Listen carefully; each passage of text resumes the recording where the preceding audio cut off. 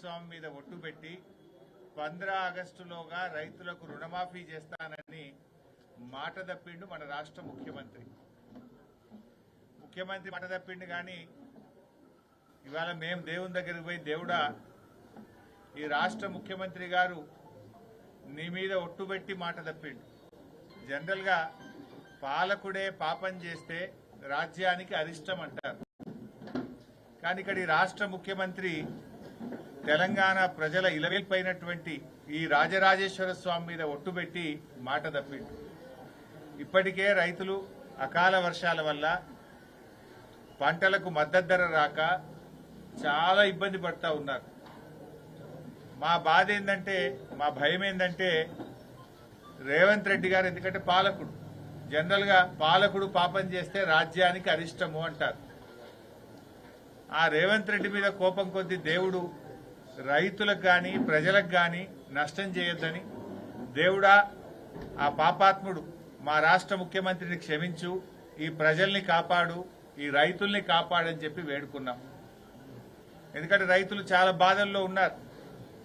ఇప్పటికే 25-30% ధాన్యం మద్దతు ధర రాక మార్కెట్లో తక్కువ ధరకే మిల్లర్లకు దళార్లకు అమ్ముకున్నారు. ధాన్యం దళార్ల పాలైపోయింది. 1800-1900కే అమ్ముకున్నారు.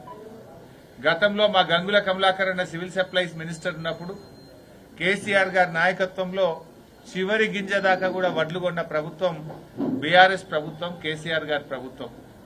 కానీ ఈ రాష్ట్రంలో పాలన చేతగాక ఈ ప్రభుత్వం బోనస్ అన్నారు. బోనస్ అయితే దిక్కే లేదు. మన ముఖ్యమంత్రి గారు మహారాష్ట్ర పోయి చాలా గొప్పగా చెప్పిండు, వడ్లకు బోనస్ ఇస్తున్నాం మా రాష్ట్రంలో అన్నాడు. నిజంగా బోనస్ వస్తుందా? మహారాష్ట్రలోనే వడ్లకు బోనస్ అన్నాడు. ఎలక్షన్ల ముందేమో అన్ని పంటలకు బోనస్ అన్నారు కాంగ్రెస్ పార్టీ నాయకులు. ఎన్నికలు అయిపోయిన తర్వాత సన్నాలకే బోనస్ అని సన్నాయి రాగాలు తీసింది. కానీ పోనీ ఆ సన్నాల కన్నా సరిగా వస్తుందా అంటే దానికి కూడా ఇప్పటి వరకు పోయినటువంటి పరిస్థితి లేదు. అంటే రాష్ట్ర ప్రజల్ని రైతుల్ని కాంగ్రెస్ ప్రభుత్వం మోసం చేసింది. అందువల్ల రాజరాజేశ్వర స్వామి మేము వేడుకున్నాం, దేవుడా ఈ ప్రజల్ని కాపాడు, ఈ రైతుల్ని కాపాడు, రైతులకు మద్దతు ధర వచ్చేటట్టు చూడు, ఈ ముఖ్యమంత్రికి జ్ఞానోదయం చేయి, ఈ రాష్ట్ర ప్రజల్ని అందరినీ చల్లగా చూడమని చెప్పి రాజరాజేశ్వర స్వామిని ఇవాళ వేడుకోవడం జరిగింది. ఎందుకంటే ఇప్పటికే రైతులు చాలా నష్టపోతున్నారు. రేపు యాసంగి పంటలు కూడా మళ్ళా వడగళ్ల వానలు లేకుండా అకాల వర్షాలు లేకుండా రైతులకు మేలు జరగాలని చెప్పి ఆ రైతుల్ని కాపాడమని మేము దేవుణ్ణి ప్రార్థించాం. వానకాలం రైతు బంధు అయితే ఎగ్గొట్టిండు.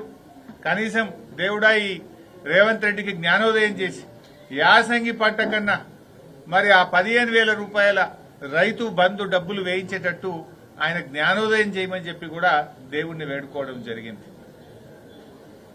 మరి ఈరోజు ఏ ఊరికి పోతే ఆ ఊరు దేవుడి మీద ఒట్టు పెట్టింది కానీ ఆయన పెట్టని దేవుడు ఉన్నాడా? మొత్తం ఏ ఆడికి పోతే ఆడ అన్ని దేవుళ్ల మీద ఒట్టు పెట్టిండు, చర్చి మీద ఒట్టు పెట్టిండు, దర్గాల మీద ఒట్టు పెట్టిండు. బహుశా ఈ ప్రపంచంలో దేవుళ్ల మీద ఒట్టు పెట్టిన ముఖ్యమంత్రి వాళ్ళు ఉన్నారంటే అది ఒక్క రేవంత్ రెడ్డి మాత్రమే. జనరల్ గా మనకెవరికైనా దేవుడు అంటే భక్తి ఉంటది, భయం ఉంటది, దేవుడు అంటే ప్రేమ ఉంటది, దేవుడు అంటే విశ్వాసం ఉంటది, నమ్మకం ఉంటది. కానీ మరి రేవంత్ రెడ్డికి ఏది లేదా నాకు అనుమానం వస్తుంది. ఎక్కడ నువ్వు కనీసం ఒట్టు పెట్టినందుకన్నా చేయాల్సి ఉండే.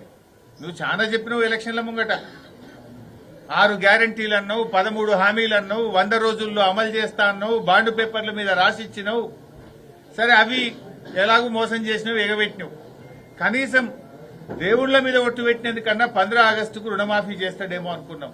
కానీ అది కూడా చేయలేదు. ఈయన అన్నాడు 2 లక్షల పైన ఉన్నోళ్ళు డబ్బులు కట్టండి నేను వేసేస్తా అన్నాడు.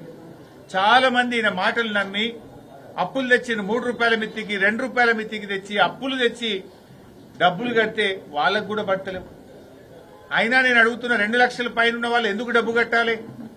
ఏందా నిబంధన? ఎందుకోసం ఆ నిబంధన పెడుతున్నావు అంటే చాలా మందికి ఎగబెడదామని. ఎవరికైనా అప్పు పుట్టకపోతే కట్టకపోతే వాళ్ళకి ఎగబెడదామని చెప్పి నువ్వు కుట్ర చేస్తున్నావు. నువ్వు చేస్తానన్న 2 లక్షలు సీదా మాఫీ చేయి. 2 లక్షల లోపోలను కట్టయ్యనువి 2 లక్షల పైన కట్టాలనే నిబంధన ఎందుకు పెట్టినావు? నీ జీవోలో ఉన్నది ఆ నిబంధన? ఏ రూల్ ప్రకారం 2 లక్షల పైన డబ్బులు కట్టాలంటున్నావు? ఏం అవసరం, కట్టాల్సిన అవసరం ఏముంది? నువ్వు చేస్తానన్న మాఫీ ఏదో వెంటనే చెయ్యి. నువ్వు ఆలస్యం చేయడం వల్ల వడ్డీల భారం పెరుగుతుంది రైతుల మీద. ఇలా 2 లక్షల పైన వాళ్ళకు నువ్వు మాఫీ చేయకపోవడం వల్ల మిత్తి పెరుగుతా ఉంది బ్యాంకులల్లో. నువ్వు చేసే తప్పుకు రైతులకు శిక్ష ఎందుకు? రైతులెందుకు వడ్డీ భారం భరించాలి? ఇప్పటికే నువ్వు చేసిన 2 లక్షల లోపు రుణమాఫీ కూడా అసంపూర్తిగానే చేసినావు. వడ్డీలంతా రైతులే కట్టిండ్రు. నువ్వు 9 డిసెంబర్ నాడు చేస్తా అని ఆలస్యంగా చేయడం వల్ల వడ్డీల భారం రైతుల మీద పడ్డది. చేసిన రుణమాఫీ కూడా పూర్తిగా చేయలే, పాక్షికంగానే చేసినావు. ఇప్పటికి కూడా 2 లక్షల లోపు లక్షలాది మంది రైతులకు రుణమాఫీ కాలేదు. ఇవాళ ఆధార్ కార్డు తప్పుపడ్డదనో, రేషన్ కార్డులో ఒకరికే రుణమాఫీ అనో, లేకపోతే నీకు పెళ్లి కాలేదనో, నీకు పిల్లనియ్యలేదనో, రకరకాల 31 రకాల కుంటి సాకులు పెట్టి ఇవాళ సగానికి పైగా రైతు రుణమాఫీ జరగలేదు. పైగా నువ్వేదో అయిపోయింది అంటున్నావు. ఇప్పటికైనా దేవుడి మీద ప్రమాణం చేసినావు కనుక తక్షణమే రైతులకు రుణమాఫీ చేసి భక్తుల విశ్వాసం కాపాడు. దేవుడు దగ్గరికి వచ్చి చెంపలేసుకొని తప్పైంది దేవుడా, నేను పాపం చేసినా నన్ను క్షమించని ఆ దేవుణ్ణి వేడుకో. రైతులకు పూర్తి స్థాయిగా రుణమాఫీ చేయాలని చెప్పి బీఆర్ఎస్ పార్టీ పక్షాన మేము డిమాండ్ చేస్తా ఉన్నాం. నిన్న ముఖ్యమంత్రి గారు మాట్లాడుతూ కేసీఆర్ గారి పైన మాట్లాడినారు. అసలు కేసీఆర్ గారి మీద మాట్లాడే నైతికతనే నీకు లేదు. కేసీఆర్ గారు లేని తెలంగాణ ఉద్యమం లేదు. కేసీఆర్ గారు లేకపోతే తెలంగాణ రాష్ట్రం లేదు. తెలంగాణ రాష్ట్రం లేకపోతే నువ్వు పీసీసీ అధ్యక్షుడివి కావు, ఈ రాష్ట్రానికి ముఖ్యమంత్రి కావు. అది కేసీఆర్ గారి దయ వల్ల నీకు ఇవాళ ఈ అవకాశం వచ్చింది. నువ్వు కేసీఆర్ గారి మీద నోరు బారేసుకుంటున్నావు. మొన్న కేసీఆర్ గారు ఏమన్నారు? 11 నెలలలో ఈ రాష్ట్ర ప్రజలు తాము ఏం కోల్పోయారో అర్థం చేసుకుంటున్నారు అని కేసీఆర్ గారు అన్నారు. ఇందులో తప్పున్నదా? ఈయన రేవంత్ రెడ్డి అంటాడు తెలంగాణ ప్రజలు ఏమీ కోల్పోలేదని, పైగా ఎంతో పొందారని రేవంత్ రెడ్డి గారు మాట్లాడుతున్నారు. ఏం పొందిండ్రు నాయన? ఏం పొందిండ్రు? నేను చెప్తా. లెక్కలతో సహా, ఆధారాలతో సహా ఏం కోల్పోయారో నిరూపించడానికి నేను సిద్ధంగా ఉన్నా. ఏమి పొందారో చెప్పడానికి మీరు సిద్ధంగా ఉన్నారా అని నేను అడుగుతా ఉన్నా. దేని మీద మాట్లాడదాం? వ్యవసాయ రంగం మీద మాట్లాడదామా? సంక్షేమ రంగం మీద మాట్లాడదామా? విద్యుత్ సరఫరా మీద మాట్లాడదామా? సాగునీటిపైన మాట్లాడదామా? త్రాగునీటిపై మాట్లాడదామా? విద్యపై మాట్లాడదామా? ఆరోగ్యంపై మాట్లాడదామా? అప్పుల మీద మాట్లాడదామా? ఏ టాపిక్ మీద మాట్లాడదామో నేను చర్చకు సిద్ధం. ఎక్కడ మాట్లాడదాం, ఎప్పుడు మాట్లాడదామో చెప్పు. ఏ రంగం పోయినా చెప్తారు కదా. ఈ దవాఖానాలలో పోతే మందులు లేవు, కేసీఆర్ కిట్ బంద్ అయింది, న్యూట్రిషన్ కిట్ బంద్ అయింది, ఎక్స్పైర్డ్ గోళీలు ఇస్తున్నారు మీరు దవాఖానాలలో పోతే. వ్యవసాయ రంగంలో పోతే కేసీఆర్ ఉండంగా ఇచ్చిన రైతు బంధు బంద్ అయిపోయింది, అయిందా లేదా? కరెంటు రంగం చూస్తే రైతులకు మున్పట్లాగా కరెంటు వస్తలేదు, కాలిపోయే మోటార్లు, పేలిపోయే ట్రాన్స్ఫార్మర్లు, మళ్ళా వచ్చిరాని కరెంటుతో రైతులు గోసలు పడతా ఉన్నారు. మంచినీళ్లు కేసీఆర్ ఉండగా మిషన్ భగీరథ నీళ్లు ప్రతిరోజు వచ్చినాయి. ఇప్పుడు ఆ నీళ్లు కూడా కొన్ని గ్రామాలకు రాని పరిస్థితి, త్రాగునీటి కోసం కూడా ప్రజలు ఇబ్బంది పడుతున్న పరిస్థితి. విద్య మీద మాట్లాడదామా? ఇవాళ కూడా నాగర్ కర్నూలు జిల్లాలో ఈ పురుగులన్నం మేం తినమని అన్నం కూడా ఎత్తుకొని వచ్చి హైవే మీద కూర్చున్నారు విద్యార్థులు. ప్రతిరోజు ఎక్కడో ఒక దగ్గర విద్యార్థులు రోడ్ల మీద కూర్చుంటున్న పరిస్థితి. ఒక ఆదిలాబాద్ జిల్లాలో 92 మంది విద్యార్థులు ఆ విష ఆహారం తిని ఆసుపత్రుల పాలైనరు. 2 పిల్లలు విష జ్వరాలతో చనిపోయిన పరిస్థితి. రేవంత్ రెడ్డి గారు వచ్చినాక 36 మంది విద్యార్థులు ఈ రాష్ట్రంలో గురుకుల విద్యార్థులు చనిపోయినారు.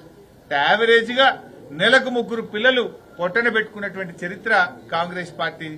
మరి ఏం కోల్పోలేదని ముఖ్యమంత్రి గారు మాట్లాడుతుంటాడు. ఏం కోల్పోలేదు? కేసీఆర్ ఉండగా కరోనా ఉన్నా, కరోనా కష్టకాలంలో కూడా 11 విడతల్లో 72,815 కోట్ల రూపాయలు రైతు బంధు కింద కేసీఆర్ ఇచ్చిండు. నువ్వు వచ్చిన తర్వాత ఈ రాష్ట్రంలోని రైతులు రైతు బంధును కోల్పోయారు. నువ్వు వచ్చిన తర్వాత డెలివరీకి పోయిన ఆడబిడ్డలు కేసీఆర్ కిట్టును 13,000 రూపాయలను కోల్పోయిండ్రు. నువ్వు వచ్చిన తర్వాత బతుకమ్మ పండుగకు తప్పకుండా వచ్చే కొత్త చీరలు ఇవాళ ఈ రాష్ట్ర ప్రజలు కోల్పోయారు. ఇవాళ ఎప్పుడు చరిత్రలో లేని విధంగా పోలీసుల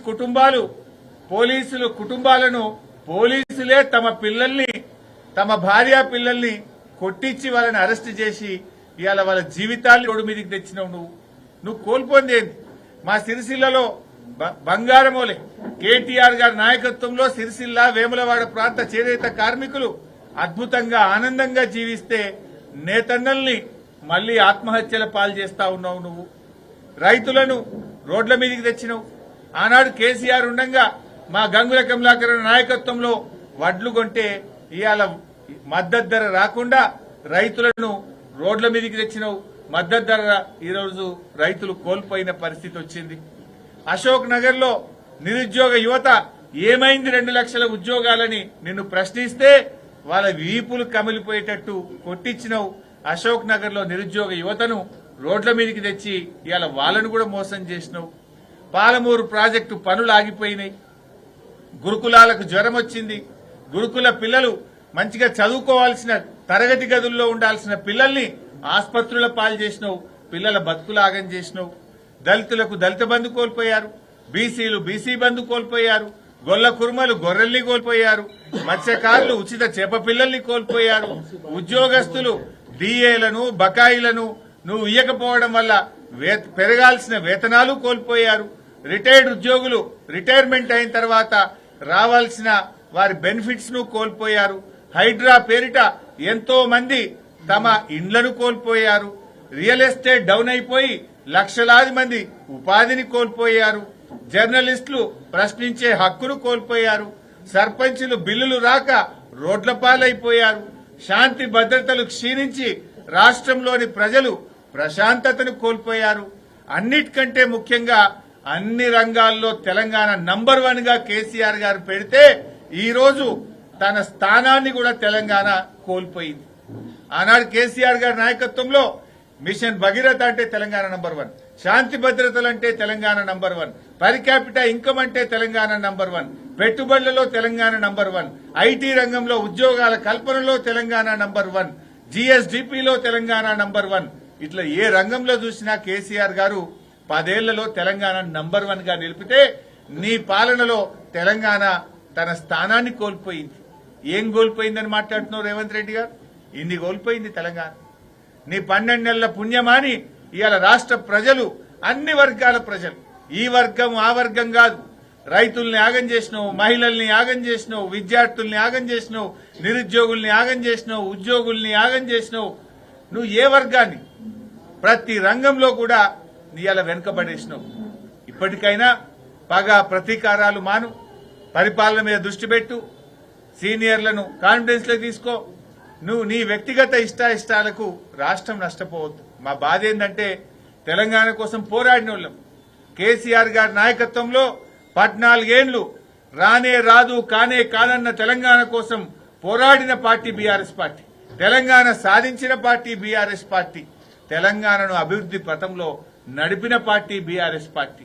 నువ్వేంది ఏదో 4 ఏళ్లు ముఖ్యమంత్రిగా ఉంటా 4 రాళ్లు వెనకేసుకొని పోతా అంటున్నావు. మళ్ళీ కేసీఆర్ ఏమో 10 ఏళ్ల పాలనలో 100 ఏళ్ల ముందుకు కేసీఆర్ తీసుకుపోతే నువ్వేమో 100 ఏళ్ల వెనుకకు తెలంగాణను తీసుకుపోయే ప్రయత్నం చేస్తున్నావు.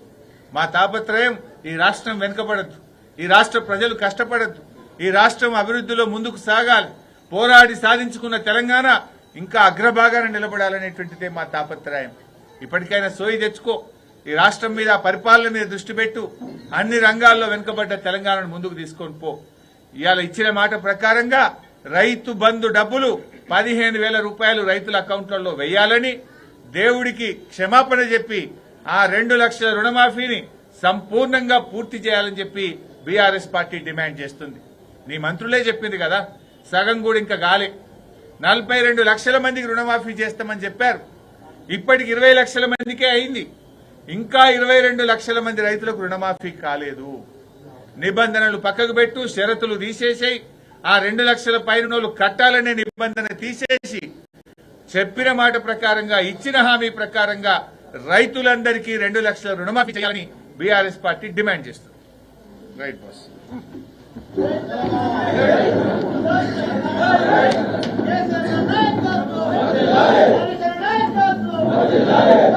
చేస్తానని మాట తప్పిండు మన రాష్ట్ర ముఖ్యమంత్రి మాట తప్పిండు. కానీ ఇవాళ మేము దేవుని దగ్గరికి పోయి దేవుడా